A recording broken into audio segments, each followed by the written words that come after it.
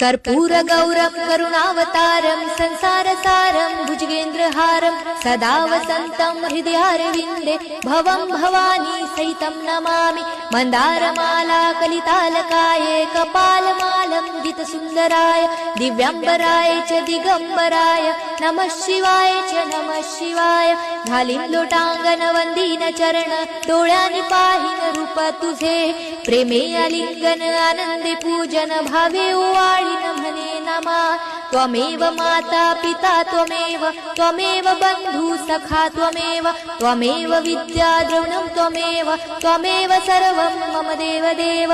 कायेन वाचा मनसेन्द्रियर्वा बुद्ध्यात्मना वा प्रकृति स्वभावात् करोमि यज्ञं सकलं परस्मै नारायणायति समर्पयामि। अच्युतं केशवं राम नारायणं कृष्णदामोदरं वासुदेवं हरे श्रीधरं माधवं गोपिकावल्लभं जानकीनायकं रामचन्द्रं भजे। हरे राम राम राम हरे हरे हरे कृष्ण कृष्ण कृष्ण हरे हरे हरे राम राम